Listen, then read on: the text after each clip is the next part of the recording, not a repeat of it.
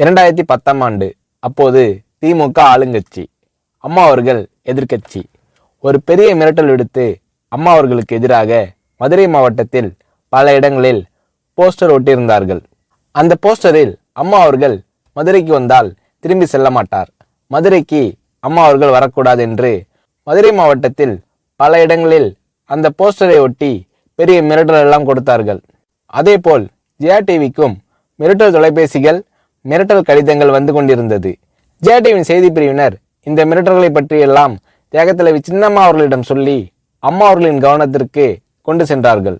அம்மா அவர்கள் துணிச்சல், வீரம், கம்பீரம் இவற்றின் ஒட்டுமொத்த உருவம்.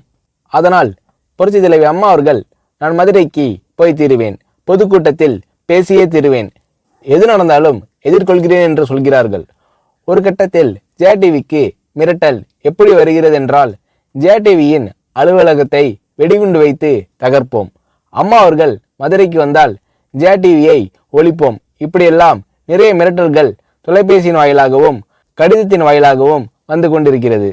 இந்த மிரட்டல்களை எல்லாம் கடந்து அம்மா அவர்கள் மதுரைக்கு சென்று பிரம்மாண்டமான பொதுக்கூட்டத்தில் லட்சக்கணக்கான மக்கள் மத்தியில் எழுச்சி உரையாற்றும் போது, ஒரு எதிர்க்கட்சியின் தலைவி என்ற முறையில் என்னை நீங்கள் மிரட்டுங்கள், ஒரு எதிர்க்கட்சியினை நான் நடத்துகிறேன் என்பதற்காக கழகத்தை மிரட்டுங்கள், ஜெயா டிவியை எதற்காக மிரட்டுகிறீர்கள், ஜெயா டிவியின் அலுவலகத்தை நீங்கள் தகர்ப்பீர்களா, ஜெயா டிவியை நீங்கள் ஒழித்து கட்டிவிடுவீர்களா, பார்க்கலாமா, ஜெயா டிவியை ஒழித்து கட்டிவிட்டால் என்னுடைய அரசியல் குரலை ஒழித்து விடலாம் என்று கனவு காணுகிறீர்களா?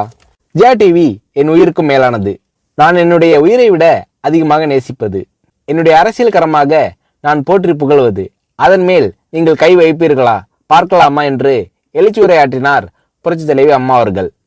இப்படியெல்லாம் அம்மா அவர்களின் அன்புக்கும் மரியாதைக்கும் பாத்திரமாக ஜெயா டிவி இருந்தது.